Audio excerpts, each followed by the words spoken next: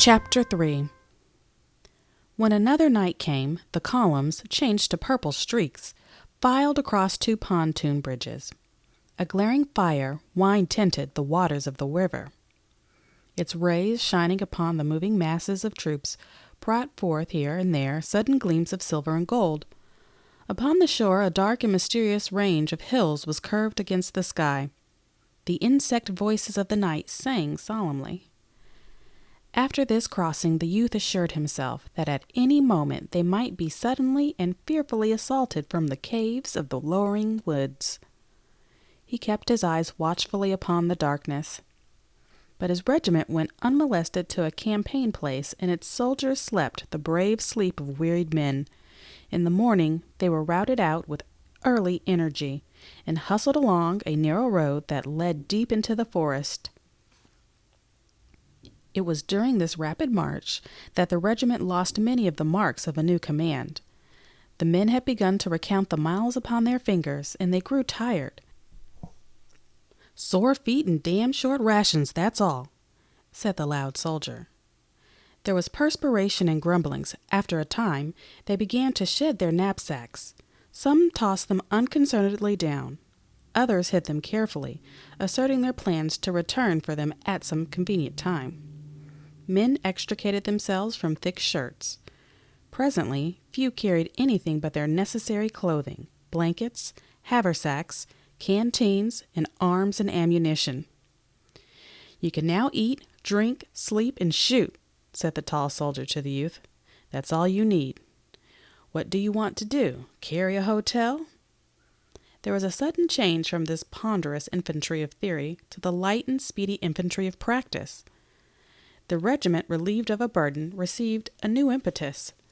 But there was much loss of valuable knapsacks and, on the whole, very good shirts.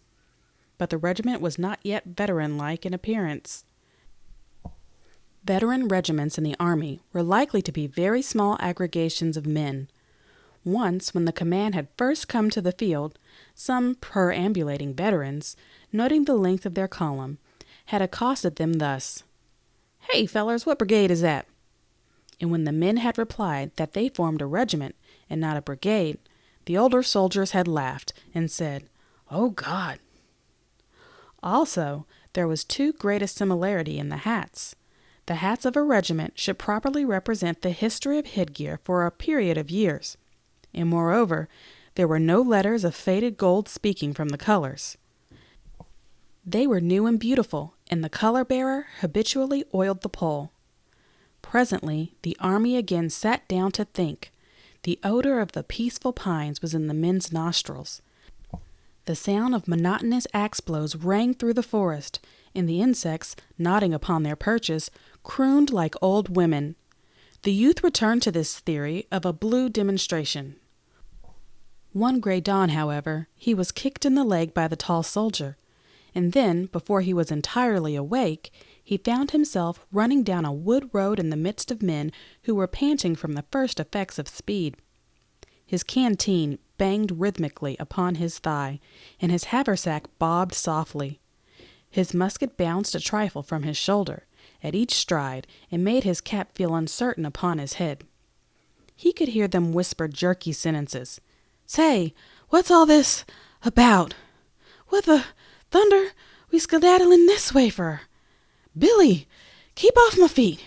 You run like a cow." And the loud soldier's shrill voice could be heard. "What the devil they in such a hurry for?" The youth thought the damp fog of early morning moved from the rush of a great body of troops. From the distance came a sudden spatter of firing. He was bewildered. As he ran with his comrades, he strenuously tried to think, but all he knew was that if he fell down, those coming behind would tread upon him. All his faculties seemed to be needed to guide him over and past obstructions. He felt carried along by a mob. The sun spread disclosing rays, and one by one regiments burst into view like armed men just born of the earth. The youth perceived that the time had come. He was about to be measured. For a moment he felt in the face of his great trial like a babe, and the flesh over his heart seemed very thin. He seized time to look about him calculatingly. But he instantly saw that it would be impossible for him to escape from the regiment. It enclosed him, and there were iron laws of tradition and laws on four sides. He was in a moving box. As he perceived this fact, it occurred to him that he had never wished to come to the war. He had not enlisted of his free will. He had been dragged by the merciless government, and now they were taking him out to be slaughtered. The regiment slid down a bank and wallowed across a little stream. The mournful current moved slowly on, and from the water, shaded black, some white bubble eyes looked at the men. As they climbed the hill on the farther side, artillery began to boom. Here the youth forgot many things as he felt a sudden impulse of curiosity. He scrambled up the bank with a speed that could not be exceeded by a bloodthirsty man. He expected a battle scene. There was some little fields girded and squeezed by a forest.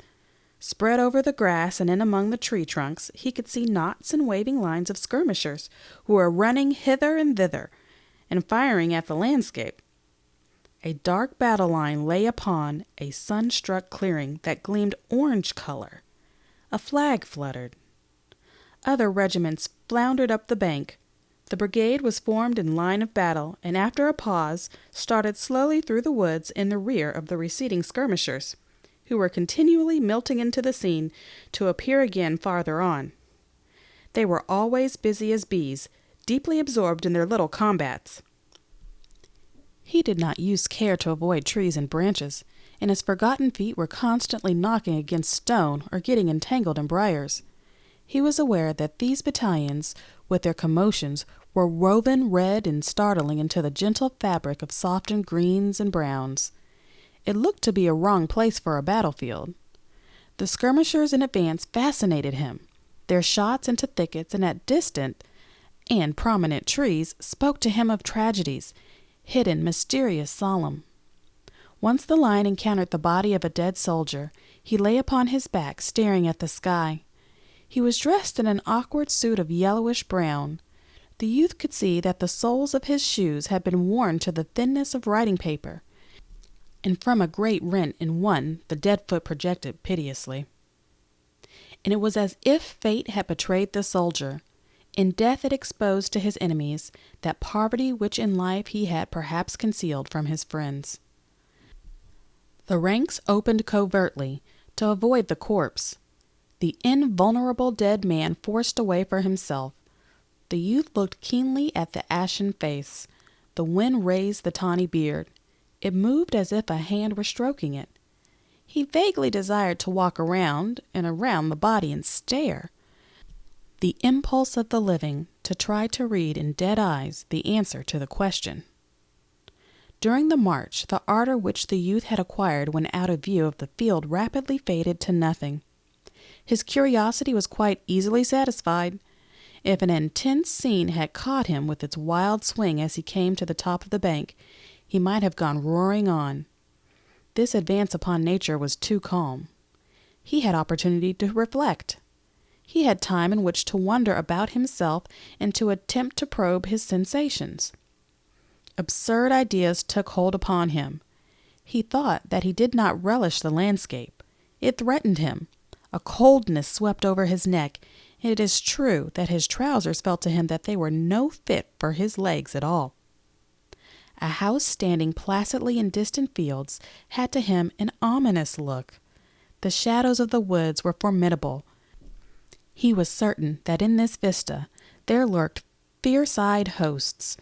The swift thought came to him that the generals did not know what they were about. It was all a trap. Suddenly those closed forests would bristle with rifle barrels. Iron-like brigades would appear in the rear. They were all going to be sacrificed. The generals were stupids. The enemy would presently swallow the whole command. He glared about him, expecting to see the stealthy approach of his death. He thought that he must break from the ranks and harangue his comrades.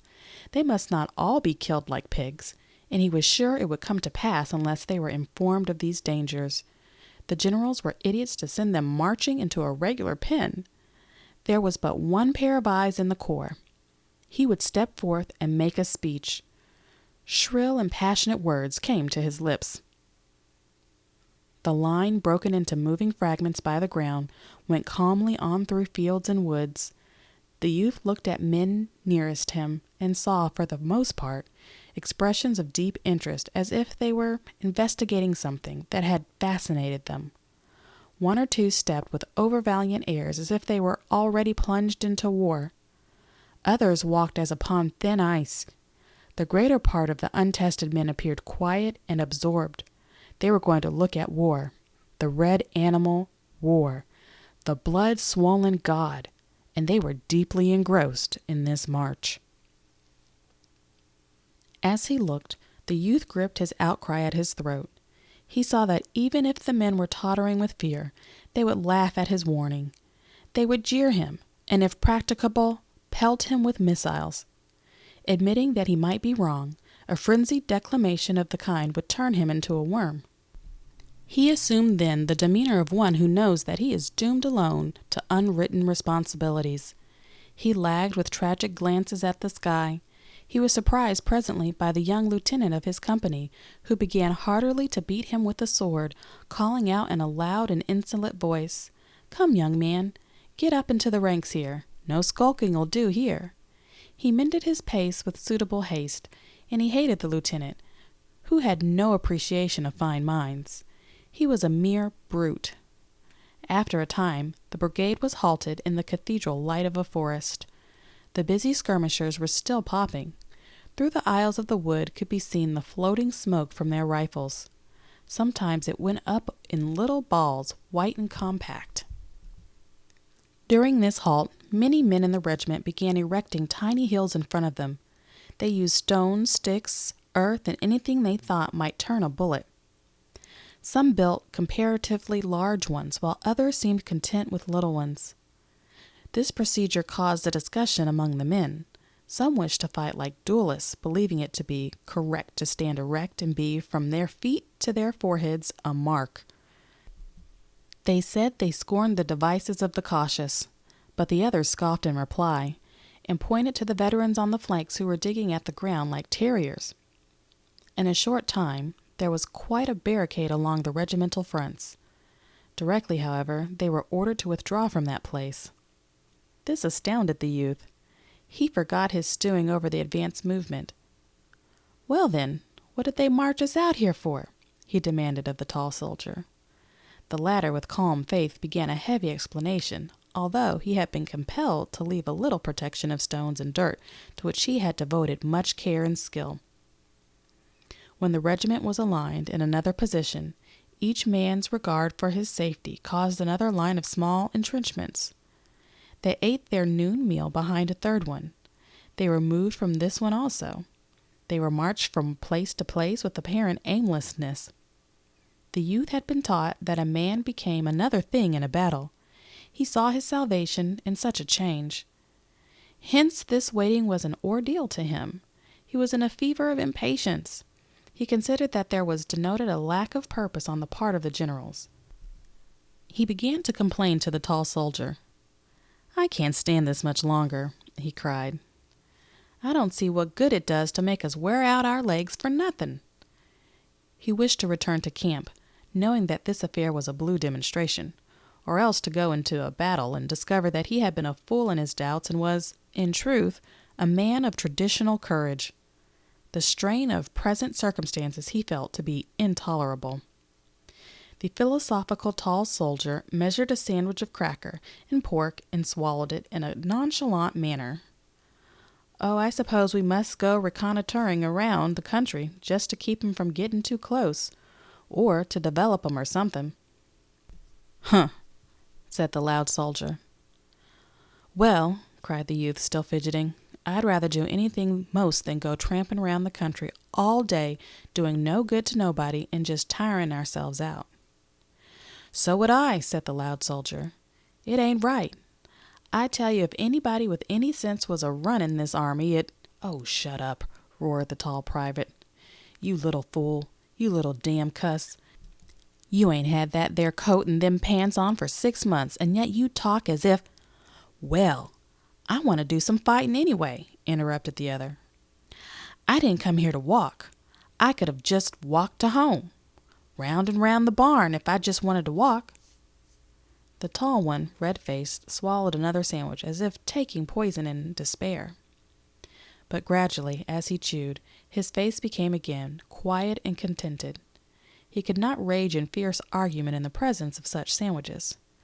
During his meals he always wore an air of blissful contemplation of the food he had swallowed. His spirit seemed then to be communing with the viands.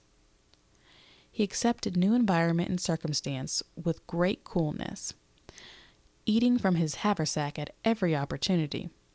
On the march he went along with the stride of a hunter, objecting to neither gait nor distance, and he had not raised his voice when he had been ordered away from the 3 little protective piles of earth and stone, each of which had been an engineering feat worthy of being made sacred to the name of his grandmother.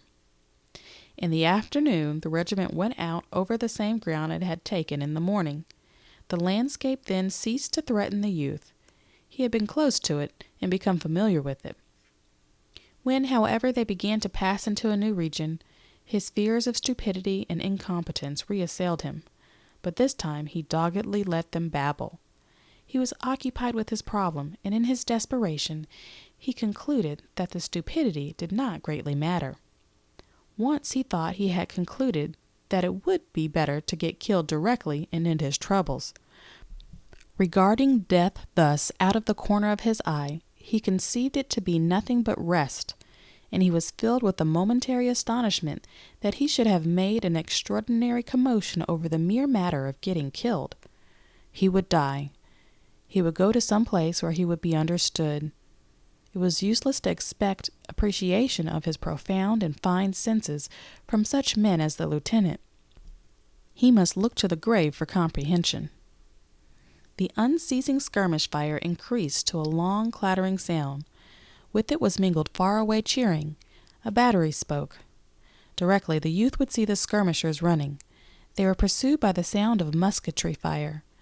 After a time, the hot, dangerous flashes of the rifles were visible. Smoke clouds went slowly and insolently across the fields like observant phantoms. The din became crescendo-like, the roar of an incoming train. A brigade ahead of them, and on the right, went into action with a rending roar. It was as if it had exploded, and thereafter it lay stretched in the distance behind a long gray wall that one was obliged to look twice at to make sure that it was smoke. The youth, forgetting his neat plan of getting killed, gazed spellbound. His eyes grew wide and busy with the action of the scene. His mouth was a little ways open. Of a sudden he felt a heavy and sad hand laid upon his shoulder. Awakening from his trance of observation, he turned and beheld the loud soldier. "It's my first and last battle, old boy," said the latter, with intense gloom. He was quite pale, and his girlish lip was trembling. "Eh?" murmured the youth, in great astonishment. "It's my first and last battle, old boy," continued the loud soldier. "Something tells me." "What?" "I'm a gone coon this first time, and I want you to take these here things to my folks." He ended in a quavering sob of pity for himself. He handed the youth a little packet done up in a yellow envelope. "Why, what the devil—" began the youth again, but the other gave him a glance as from the depths of a tomb, and raised his limp hand in a prophetic manner, and turned away.